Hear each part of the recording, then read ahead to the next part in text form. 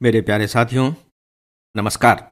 Friends, इससे पहले कि मैं डेली ऑडियो लेक्चर के अपने मनरेगा के विषय पर आऊं, मैं आप लोगों को एक बहुत ही अच्छी सूचना देने जा रहा हूं जो सिविल सर्विस एग्जामिनेशन की तैयारी करने वाले हर स्टूडेंट के मन को अच्छी लगेंगी।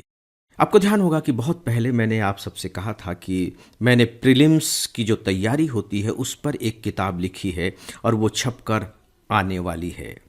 सूचना ये है कि ये किताब छपकर आ गई है और ये किताब मैं आज अपने इस डेली ऑडियो लेक्चर के माध्यम से अपने सिविल सर्विस एग्जामिनेशन की तैयारी करने वाले सभी प्रिय विद्यार्थियों को समर्पित करता हूँ। दोस्तों, इस किताब का नाम है यूपीएससी प्रीलिम्स ऐसे होगा क्रैक, टॉपर्स की जीत का फार्मूला, डॉक्टर विजय अग्रवाल। और अच्छी बात यह है कि ये किताब हिंदी के साथ ही साथ इंग्लिश में भी आ गई है। दोनों किताबें साथ में आई हैं और इंग्लिश की किताब का टाइटल है how to crack UPSC prelims toppers winning formula, doctor Vijay Agarwal. दोस्तों, ये किताब ऐसी है जो आपकी प्रीलिम्स की तैयारी को धारदार बना देगी, स्पष्ट बना देगी और आपको एक ऐसा रोड मैप प्रोवाइड करेगी कि आपके सारे भटकाव खत्म हो जाएंगे। तैयारी करने के दौरान यदि किसी तरह का कोई प्रश्न प्रीलिम्स के प्रिपरेशन को लेकर के आपके दिमाग में आता है तो यह किताब आपको आपके उन प्रश्नों का उत्तर देगी, आपकी जिज्ञासाओं का समाधान करेगी। दोस्तों, मुझे बताते हुए बहुत खुशी हो रही है, आत्मसंतुष्टि का अनुभव हो रहा है कि अंततः जब कि प्रीलिम्स के एग्ज़ाम होने हैं उसे कुछ महीने पहले यह किताब मैं आप लोगों को समर्पित करने का अवसर प्राप्त कर सका हूँ। फ्रेंड्स, यह किताब अभी फ्लिपकार्ट पर अवेलेबल है, अमेजन पर अवेलेबल है और bentenbooks.com पर भी अवेलेबल है। वहाँ से आप मंगा सकते हैं और दुकानों पर भी अवेलेबल शायद हो चुकी होगी, नहीं तो दुकानों पर अवेलेबल हो जाएगी। बहुत ही खूबसूरत तरीके से किताब छपी है।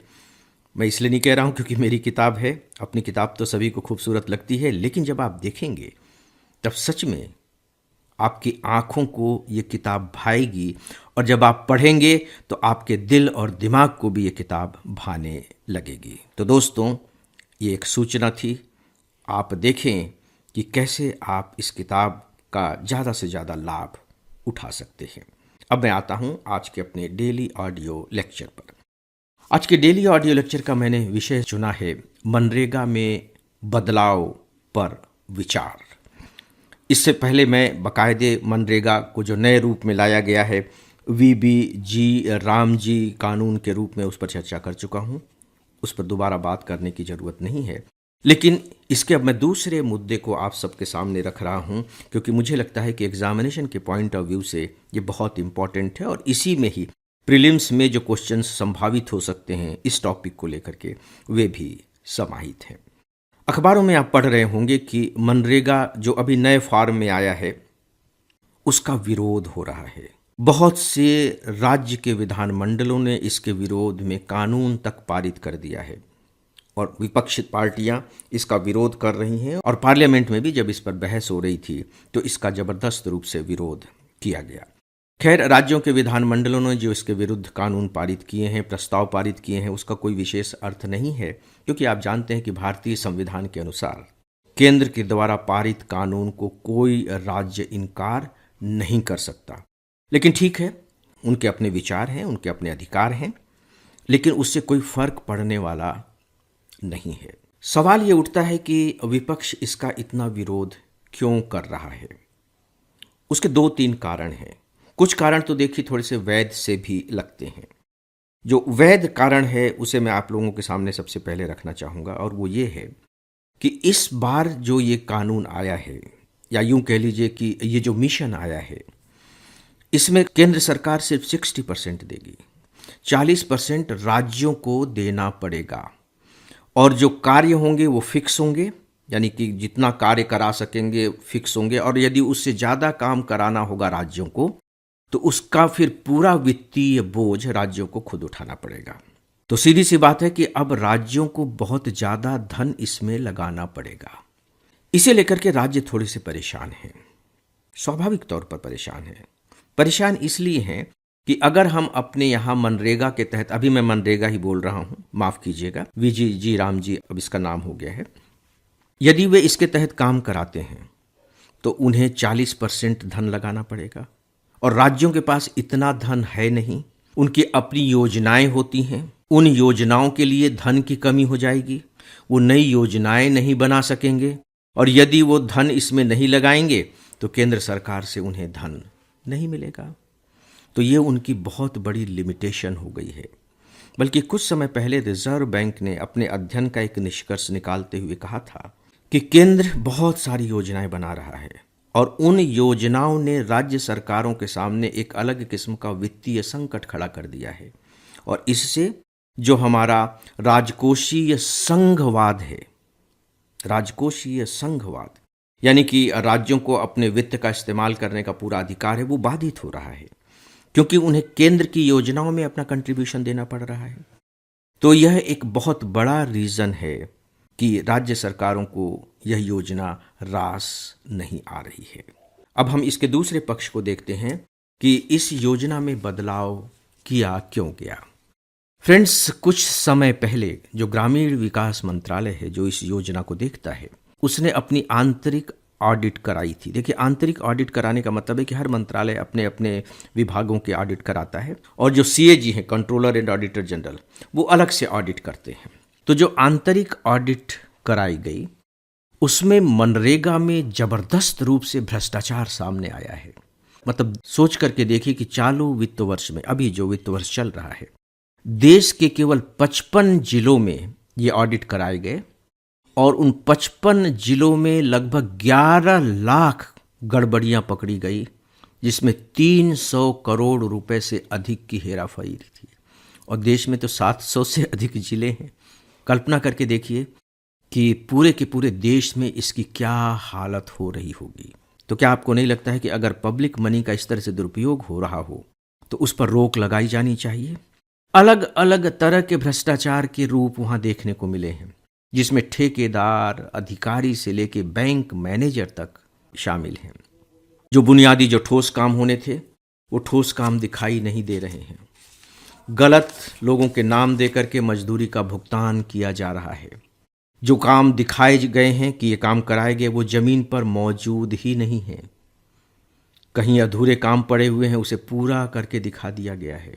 और मज़ेदार बात यह है कि कई राज्यों में तो ठेकेदारों की भागीदारी पर स्पष्ट रोक होने के बावजूद ठेकेदारों से और निजी एजेंसियों से ही काम करा लिए गए हैं, जो एक प्रकार से सीधे सीधे कानून का उल्लंघन है। और तो और 80 वर्ष से अधिक उम्र के लोगों तक को काम दे दिया गया है। इस तरह बहुत सारे भ्रष्टाचार के रूप वहाँ देखने को मिले हैं। तो एक निष्कर्ष इससे ये निकाला गया कि जो राज्य सरकारें हैं वो शायद मनरेगा के काम को सीरियसली नहीं ले रही हैं। जो सुपरवाइजरी जो काम होने चाहिए, जो देख रेख की बात होनी चाहिए, वो देख रेख का काम सही तरीके से नहीं किया जा रहा है। क्यों नहीं किया जा रहा है? क्योंकि राज्य सरकारों को ये लगता है कि ये जो पैसा है ये तो केंद्र सरकार से आया हुआ है, हमको क्या करना है, होने दो बर्बाद। और वो बाकायदे काम भी कराएंगे। काम इसलिए कराएंगे तभी उन्हें केंद्र सरकार से पैसा मिल सकेगा। तो उनमें सीरियसनेस नहीं है मनरेगा के कार्यक्रमों को लेकर के।